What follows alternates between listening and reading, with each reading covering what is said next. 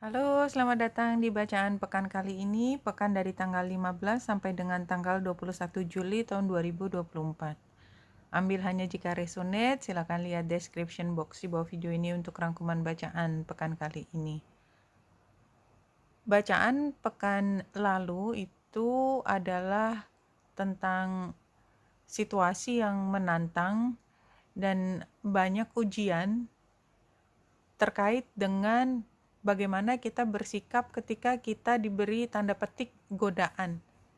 Karena apa? Karena kita belajar bahwa godaan itu walaupun tampak menguntungkan, menyenangkan, tetapi selalu meminta kita membayar sesuatu dan belum tentu kita sebenarnya mampu membayarnya gitu, walaupun kita sangat menginginkannya.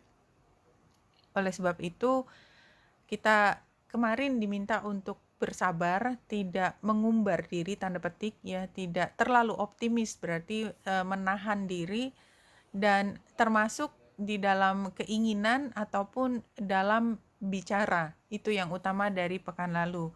Kita lihat pekan kali ini akan ada bulan purnama di Capricorn. Kalau kita lihat di sini, saya belum sempat baca tetapi sudah mencari angkanya, yaitu tanggal 21 itu tepatnya hari Minggu pekan kali ini, bacaan kali ini. Tapi berarti kan di penghujung dari bacaan ini bulan purnama di Capricorn ya, yang tanggal 21 itu berada di 29 derajat Capricorn, terjadi pada pukul 5:13 sore hari waktu Indonesia bagian barat. Jadi sudah hampir pindah pekan ya. Kalau kita lihat di sini derajat 29 Capricorn ini artinya adalah dissatisfied with his work. Disheveled sculptor throws a large clay mold of himself into a pond. As he watches it dissolve, a new approach coalesces in his mind. Jadi ini artinya adalah dia tidak puas dengan pekerjaannya sendiri karena dia adalah pemahat ya. Jadi dia sudah memahat sesuatu tentang dirinya sendiri. Jadi kalau pemahat kan berarti ada patung-patung tentang diri sendiri, kemudian dia lempar ke pond itu, ke danau atau ke air ya, ke kolam air, dan kemudian melihat bagaimana patungnya dia itu meleleh, melebur, menghilang dari situ. Tetapi sementara dia melihat proses tersebut, dia menemukan ide atau pendekatan baru dari pandangan dia terhadap bagaimana dia membiarkan sesuatu itu yang dari dirinya sendiri itu tadinya dia udah let go kan, let go. Justru dengan let go tersebut jadi dia tidak clinging dari satu pendekatan, satu ide, satu gagasan, tetapi begitu dia merelakan bahwa ada kemungkinan ide saya salah, karena sayanya tuh ditekankan, jadi it's about me, it's about saya gitu ya. Itu tadinya dia tekankan sekali dan nggak bisa selain apa yang dia sebut dengan saya. Ternyata ketika saya let go dengan kesayaannya itu, ternyata dia bisa melihat ide baru muncul. Complete immersion in the artistic process of materializing a vision. Jadi unrealistic high standard, disappointment, and depression. Appropriating the creative powers of God, Faustian Frankensteinian, mediating on one's own faith, what patterns are forming in one's life, unfolding amazing new potential within oneself through intense mental concentration, lack of mental discipline, and self-indulgent morbidity tend to either worship themselves or loathe themselves. Clearing up fears and doubts by stilling the mind versus stirring up the muck of one's darker thoughts, morbid obsession. Getting one's act together versus falling apart. Struggling to achieve psychological integration by working through one's thoughts and feelings in imaginative writing or art. Tapi kalau kita baca di sini memang sangat intelektual prosesnya ya. high level gitu, high level, tapi tidak hanya intelektual tetapi juga bagaimana dia mengintegrasikan, menyatukan ide-ide dari beberapa tanda petik dunia, dari dua elemen yang berbeda. Elemen yang saya maksud misalnya pikiran dan perasaan, emosi dan thinking, seperti itu. Ya, itu yang saya rasakan di 29 derajat. Kalau kita mencoba melihat arti dari bulan purnama di Capricorn, kita lihat bulan purnama Capricorn. Ya. The end of a tough cycle approaches. Ya, sama ya, sebenarnya itu kan tadi kan proses yang berat ya. Kalau kita melepaskan ide kita kan sukar sekali melepaskan ide kita, tapi ketika kita berhasil, itu adalah akhir dari cycle yang sukar, siklus yang sukar. How hard are you willing to work on what you want? This card is reminding you that effort is required. Jelas ya, kebutuhan untuk kita punya kerja keras. Work issues may be about to come to a head when this card comes up. If you are wondering if you should stay in your job or leave, this card can be a strong sign to make an exit. The end of a rough time is forecast. This card also asks you to consider how ambitious you are and whether you're prepared to pull out all the stops to make your professional dreams come true without being ruthless. With a love question, this card can be a call to face reality. Whatever situation you're asking about, making a plan will help. If your personal life is troubled, prioritize it more. Jadi yang saya pahami tentang Capricorn adalah ini situasi yang sukar ketika kita sudah sampai pada satu tahap di mana semua upaya yang dibutuhkan sudah dilakukan, sudah ngotot. Kenapa? Karena dari gambarnya kambing, gunung, dan buntutnya adalah buntut ikan. Artinya apa? Ini udah cover all areas gitu, areanya itu udah semua di cover, semuanya sukar, mulai dari yang paling bawah sampai atas. Artinya dia itu bukan orang kemarin sore ya, ini energi ahli yang sudah ada di sini dan tahu persis caranya memanage, mengelola satu masalah sehingga berujung pada penyelesaian masalah dan supaya dia bisa put to rest gitu loh. Jadi bisa tidak lagi bergejolak. Dan untuk menahan supaya tidak bergejolak, dia akan melakukan semuanya termasuk represi. Kenapa? Karena aku udah fed up dengan masalah ini. Kalau kita masih teruskan, berarti kan saya masih berada di energi yang sebelumnya, ya kan? Nah, ketika udah masuk energi Capricorn, artinya saya juga udah nggak mau lagi ngurusin yang nggak ada gunanya itu. Aku udah lewat ya itu semua bla bla bla, semua coba-coba, uji coba segala itu udah lewat semua. I've been there, I know the answer already, gitu loh. Jadi aku udah tahu, udah punya keyakinan tentang apa yang harus diambil keputusannya. Itu energi utamanya.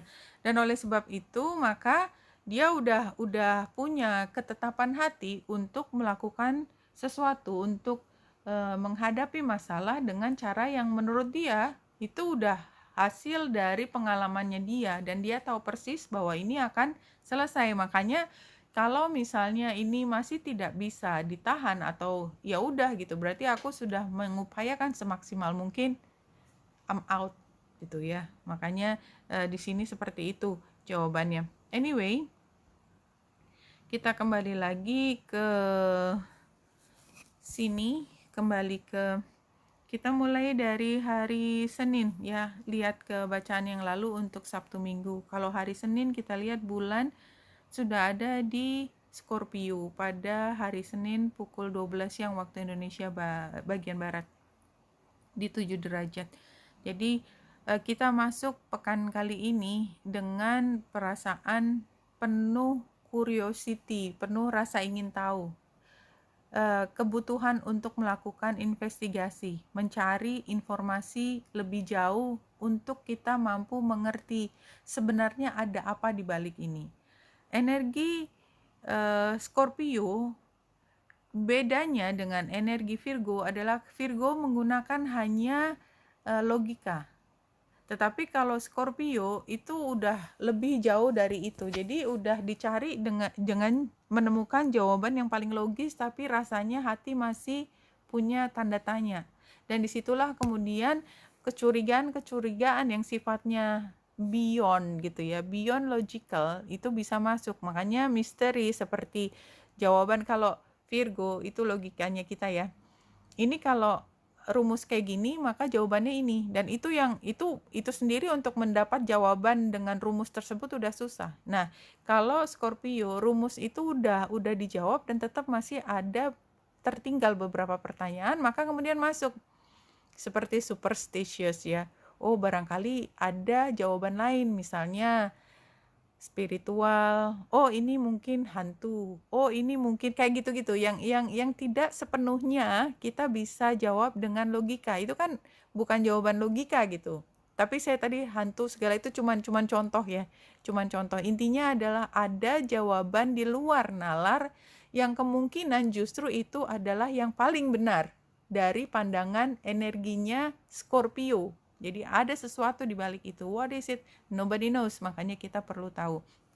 Nah, kita bayangkan hari Senin kita masuk energi tersebut, dan hari Selasa bulan conjunction dengan Pallas Athena yang sangat strategis dan sangat logical. Dan kalau Pallas Athena sebenarnya dia tidak lagi terpengaruh apakah ini mau pakai superstitious apa enggak. Kalau perlu saya pakai, ini kan perang ya. Kalau dari penggambaran Pallas Athena, kalau perang, kalau dia perlu pakai witches gitu ya, penyihir or whatever gitu ya, kalau itu bisa memenangkan sesuatu ya dia akan melakukannya kan, whatever it takes to win the war itu ya kira-kira. Nah, itu hari Selasa. Tapi sebelum sampai hari Selasa, hari Senin ini selain kita kurios terhadap sesuatu, ternyata memang yang kita rasakan adalah kita dalam posisi terancam. Misalnya gitu ya, terancam dalam arti hal yang berharga di kita itu ada kemungkinan diambil. Kita merasa dirugikan, kita merasa tidak punya kesempatan penuh untuk membela apa yang kita miliki gitu ya, melindungi apa yang kita miliki, dan itu termasuk hubungan, termasuk kekayaan, termasuk termasuk perasaan menjadi bagian dari sesuatu yang membanggakan gitu. Dan itu benar-benar membuat kita merasa sangat tertekan. Itu hari Senin ya. Karena apa? Karena bulan square dengan Venus oposisi dengan Pluto. Jadi memang ini adalah energi yang tidak terlalu mudah, apalagi hari Senin itu kita merasa masih punya simpati terhadap satu pihak. Jadi ada seperti perasaan saya harus berpihak pada yang lemah misalnya. Kenapa? Karena dia dalam posisi dibully, sehingga saya akan melakukan semua untuk posisi tersebut gitu ya. Jadi kita membela. Dan kalau udah ceritanya seperti itu, maka itu kan bukan pakai logika lagi, itu udah pakai rasa, apa juga dilawan gitu ya. Karena apa? Karena rasa keadilannya akan tersentuh, atau rasa amannya dia akan disentuh. Jadi kayak misalnya kalau kita diancam akan disakiti tanda petik, dan kita paham bahwa kita kuat, maka kita akan baik-baik saja. Itu bukan ancaman buat kita, itu adalah tantangan. Beda kan?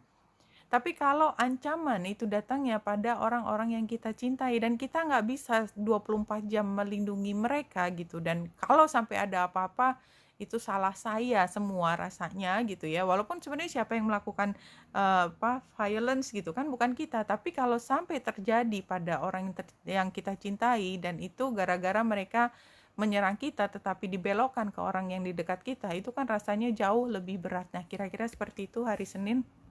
Nah, hari Selasa tadi jadinya adalah apa yang kita perlu lakukan untuk memenangkan hal tersebut. Dan ini exactly ini adalah penggambaran satu peperangan ya, peperangan yang biasa nih. Karena apa? Karena Pallas Athena langsung oposisi dengan Mars. Marsnya conjunction dengan Uranus. Ini Uranus itu nenek moyangnya kekerasan, nenek moyangnya kekuasaan, nenek moyangnya keharusan untuk menguasai dunia gitu ya. Dan bulan di oposisinya, tetapi dia conjunction dengan Pallas Athena, makanya dia merasa harus menang. Anyway, gambarannya begitu ya. Tentu saja saya tadi hanya energinya yang diomongin gitu ya, mudah-mudahan juga nggak gitu-gitu amat. Kemudian ini bulan juga bagian dari Grand Trine di mana ada matahari dan Saturnus. Saturnus di Pisces, matahari di Cancer, dan bulan yang conjunction dengan Pallas Athena ada di Scorpio. Artinya apa? Artinya dia di zodiak air. Grand Trine di zodiak air itu sangat-sangat bertema emosi, sangat bertema intuisi. Yang dipakai semua intuisi, proteksi. Karena emosi itu biasanya adalah kebutuhan untuk membuatnya menjadi tetap bahagia, membuatnya menjadi tetap tentram, dan challenge atau threat-nya itu adalah semua hal yang membuat kita hancur, perasaan kita hancur karena ada sesuatu yang kita sayangi di situ. Itu yang terjadi di sini hari Selasa. Hari Rabu bulan sudah ada di Sagittarius, dia zodiak api ya, dan dia oposisi dengan Jupiter. Bulan yang oposisi dengan Jupiter itu juga bukan situasi yang mudah, terutama karena kita merasa sendiri. Kita merasa tidak didukung oleh orang yang kita berharap banyak dia akan menjadi backupnya kita atau menjadi tuntunan buat kita, tapi tidak gitu. Dan bulan yang ada di Sagittarius itu membuat kita melihatnya jauh lebih luas daripada masalah kita sendiri. Itu yang saya lihat sementara. Dan ini juga ada Yod dengan ujung panahnya di Ceres, kakinya adalah Jupiter dan Vesta. Artinya jika terjadi situasi harus ada pengambilan keputusan, dan keputusan itu tidak lagi hanya berdasarkan pada perasaan simpati. Jadi kalau misalnya ada konflik, kita nggak ingin teman kita atau orang-orang yang kita sayangi itu harus menghadapi rasa tidak nyaman, tetapi somehow situasinya mungkin kalau diteruskan akan berpengaruh negatif buat orang-orang lain yang juga kita ingin lindungi. Maka yang paling penting di sini keputusannya adalah terkait dengan kesejahteraan. Bagaimana kita memastikan orang-orang di sini sekitar kita itu harus tetap sejahtera, harus tetap tidak dalam keadaan terbengkalai, tidak dihiraukan. Seperti itu. Nah, itu masih terjadi juga. Jadi rujukan kita adalah pastikan tidak ada yang diabaikan. Pada hari Kamis, bulan oposisi dengan Jupiter, jadi ceritanya masih sama. Jadi hari Rabu, Kamis ceritanya masih sama. Di sini ada Grand Trine di elemen api menyangkut Vesta dan Vesta dan North Node. Apa artinya di sini? Artinya pada hari Kamis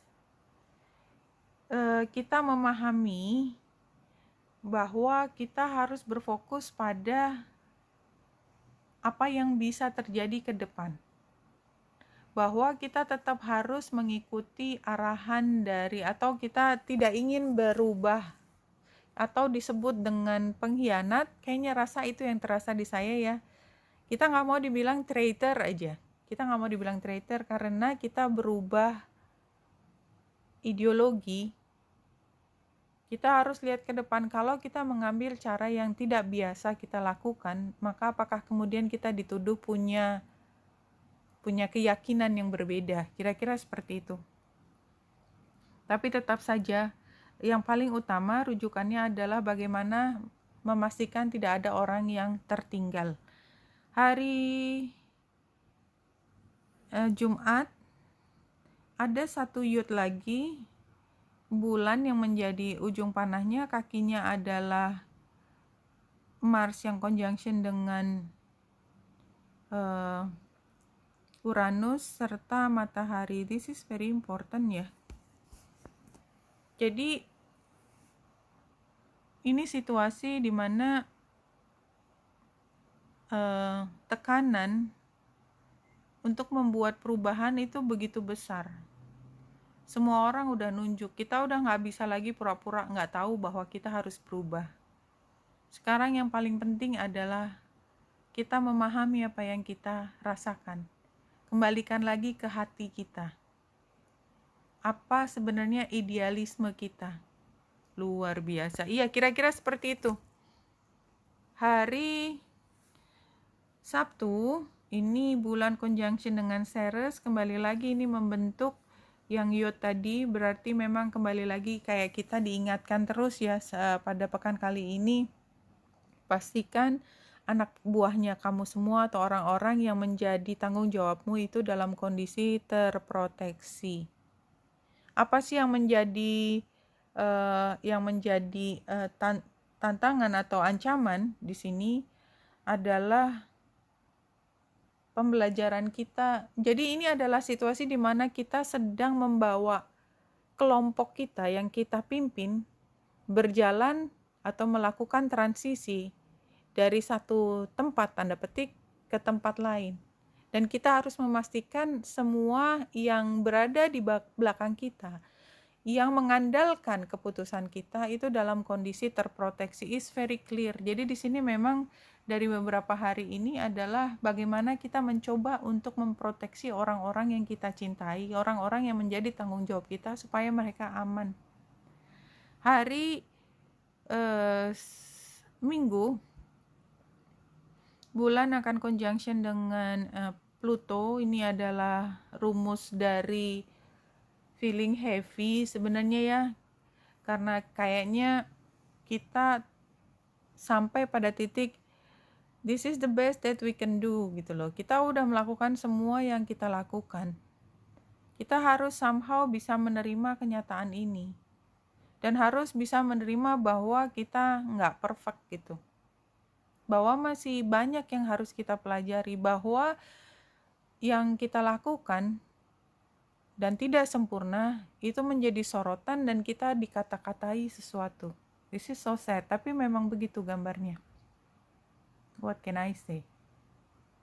Tapi somehow gitu ya, walaupun pada saat ini kita belum bisa menjelaskan duduk perkaranya atau kita belum punya bukti, pada saatnya nanti kita akan bisa menjelaskan. Hari Minggu. Ya, hari Minggu ini kan pada saat bulan purnama ya. Jadi bulan purnama itu kan yang paling pentingnya ya. Ya, exactly. Jadi bulan purnama di Capricorn yang tadi sedang dibicarakan bahwa kita mungkin harus exit atau kita tadi apa? Whether you prefer to stop make a professional dream come true. Jadi ya kembali lagi tadi ke 29 derajatnya itu. Jadi kemungkinan memang semua upaya yang kita lakukan tanda petik berakhir, tanda petik lagi gagal. Tapi kegagalan di 29 derajat itu adalah pembuka dari pendekatan baru. Karena kita udah gak bisa lebih jauh lagi dengan cara pendekatan tersebut. Jadi sepanjang minggu ini kita akan memaksakan diri kita, memastikan diri kita mencapai satu tujuan. Sampai di akhir minggu kita baru temukan bahwa upaya maksimal kita itu gak cukup. Kita harus let go. Yang tadinya kita klingi untuk memastikan tujuan kita berhasil, kita harus bisa open mind dengan pendekatan baru. Tapi itu bukan proses yang mudah ya. Ini kan kalau diomongin kayaknya gampang gitu ya, which is enggak, sama sekali enggak mudah. Mungkin kita akan patah hati. Kita akan patah hati bahwa upaya kita untuk melindungi sesuatu itu diremehkan dan mungkin memang tidak berhasil.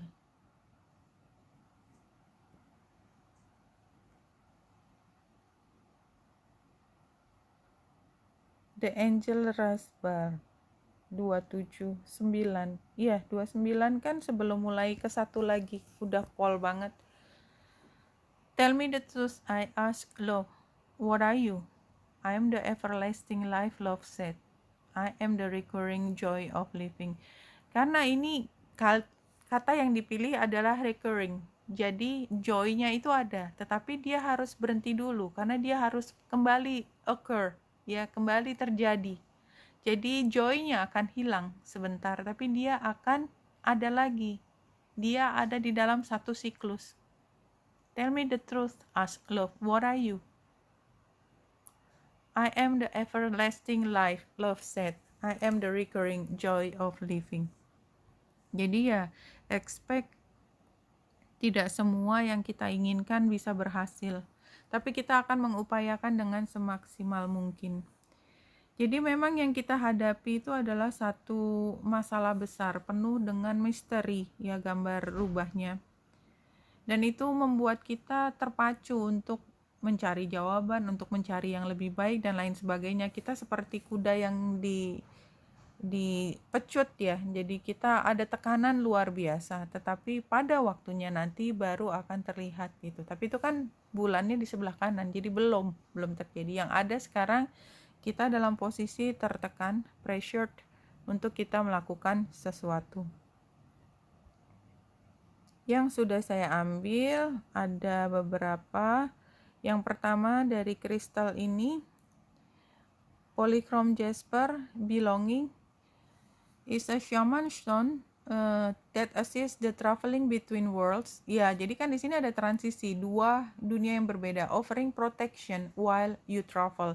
Jadi kita berada di dalam posisi yang sangat rentan ketika kita sedang melakukan perjalanan, sedang menghadapi transisi. Dan ini adalah Polychrome Jasper itu melindungi kita pada saat sangat vulnerable itu. It helps you to remember why you are living on earth. Wow, that's very deep. Kemudian satu lagi, ya ini juga the lower world. Ini kan seperti daerah gelap. Ini kayak energinya Scorpio. The lower world holds the hidden treasure of humanity. It is a place of rich and fruitful darkness where we can find the disowned parts of ourselves. Ya, bentar. Iya, saya teruskan. The lower world is a place of our ancestor where we discover the gifts and lessons from the past. It is the realm of collective unconsciousness. Here we can parchment our demons and transform them into pure energy, our source of personal power. Jadi ini seperti kita berada di yang terbawah gitu ya. Jadi kalau kita jatuh tuh jatuh paling dasar gitu, kita udah jatuh terasa terpuruk gitu. Tetapi sebenarnya kita nggak akan pernah menemukan lower world kalau kita nggak jatuh gitu. Dan ternyata apa yang kita temukan ketika kita jatuh itu ternyata adalah a bless. Karena kita menemukan kekuatan lain yang kita belum pernah kenal. Jadi seperti itu. Saya tidak bisa menjelaskan lebih detail lagi, tetapi di situ di dalam unconscious world ya, itu di situ kita punya demon, ada satu hal yang tanda petik kita lihat sebagai buruk, tapi ternyata itu adalah bagian dari kekuatan kita kalau kita sudah menemukan dan mengetahui caranya mengendalikan tanda petik yang tadinya demon tersebut. Something like that. This is very deep sebenarnya. Kemudian dari Oracle of the Fairies ini protection. The fairies of protection are shielding you with a magical fairy ring of love and light. Practice psychic protection before embarking upon any spiritual work. Jadi ini kita yang perlu ini waspada sebenarnya. Kita jangan berjalan lugu, udah lewat kali ya, kita udah nggak bisa lugu lagi. Setiap keputusan yang kita ambil selalu mengandung rasa takut. Tapi rasa takut itu tidak menghentikan kita, memberi kita warning apa yang harus kita proteksi. Passion, jadi ini kan kartu masa lalunya passion. Ya, ini juga seperti area-area yang tadi. Voyage, ini transisi ya.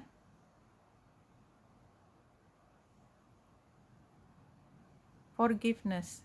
Pada saatnya nanti kita akan mampu untuk memaafkan.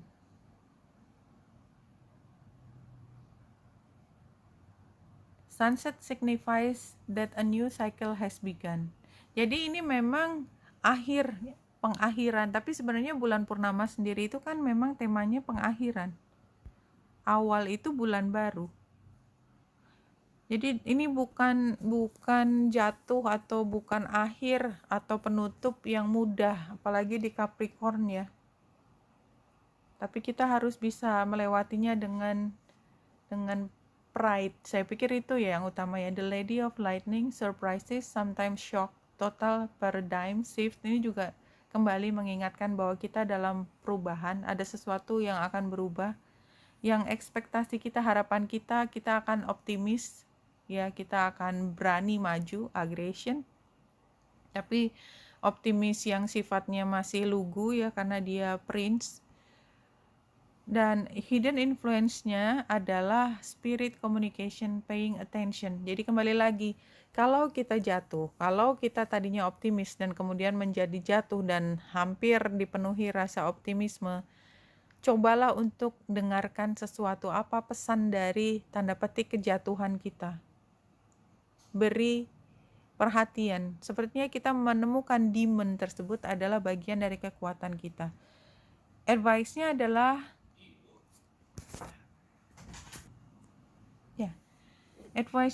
flow, letting go. Jadi ini juga bukan hal yang baru ya. Ini tadi udah diomongin juga, sudah ada keluar dari salah satu temuan sepanjang kita membaca ini. Kalau kita tidak puas, rasanya ingin membuang bagian dari diri kita yang penting, yang kita lakukan dengan sepenuh hati, mengembangkannya, tapi kita harus throwing that out gitu ya. Biarkan. Letting go, karena itu adalah sarannya, supaya kita menemukan pendekatan baru, natural movement. Dan hasilnya adalah self-sabotage, poverty, consciousness. Jadi kayaknya ini sebagai hasil ya, jadi kita kan rasanya jatuh dan hasilnya adalah memang kita ngerasanya kalah gitu. Anyway itu, jadi kita memang nggak diberi satu jawaban yang sangat optimis. Lewatin aja, kalau masa ini kita harus lewati dengan penuh kesukaran. Itu adalah bagian dari kehidupan kita. I think that would be the nicest way to tell you, ya. Kalau kita terjatuh, don't take it very personally. Itu aja paling saya bisa ingatkan. Don't take it personally. Kenapa? Karena memang lagi periodenya, lagi masanya. It will too pass.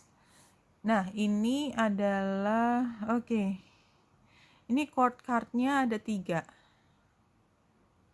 Tapi 2 di sini terbalik. Anyway, kita lihat situasinya. Kita nggak akan dikasih masalah kalau kita belum siap. Intinya seperti itu. Jadi ini kartu situasi sebagai King of Cups. Ini adalah kingnya dari manajemen kalbu.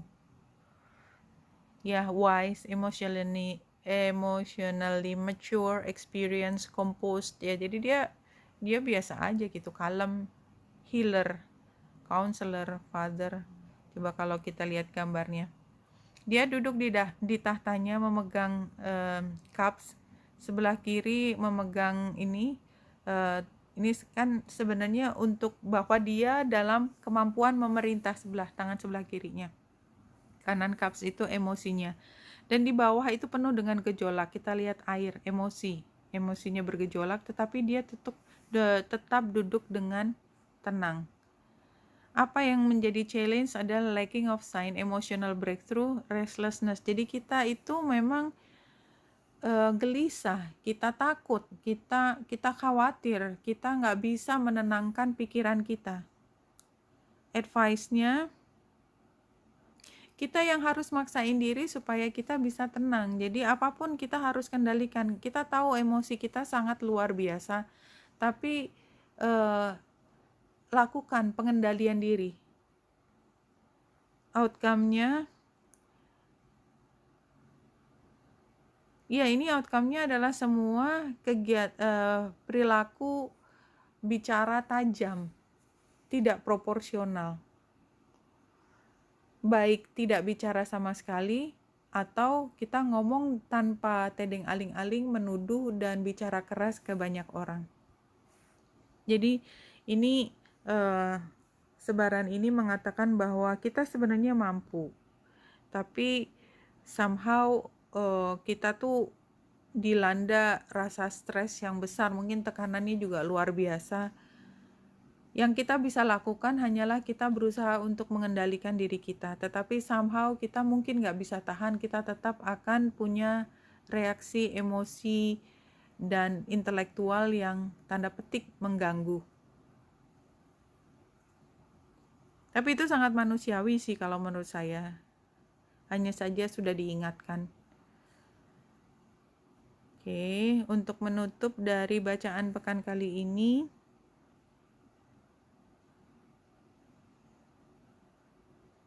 your guides are telling you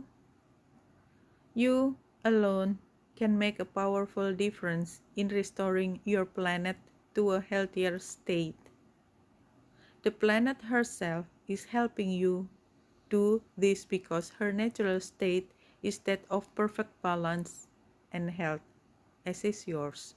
Jadi ini kayak kita diberi lagi satu penguatan kalau kita ngerasa tidak berdaya, jangan. Karena kita sendiri sebagai individu, satu orang, itu sendiri sebenarnya mampu membuat perubahan. Jangan terlalu pesimis, jangan terlalu merasa tidak berdaya. Siapa yang membantu? Ya ini planet. Apa artinya planet? Ini kan semesta. Artinya adalah kita nggak sendiri. Kalau kita merasa sendiri, dipojokkan, tersungkur, jangan lupa bahwa kita tuh sendiri itu hanya perasaan. Karena dalam kenyataannya kita nggak pernah sendiri. Karena kita selalu berada di satu lingkungan. Dan lingkungan itu juga akan membantu kita. Lingkungan itu ada pemiliknya. Pemiliknya adalah yang maha balance tadi, pasti akan mampu juga membantu kita.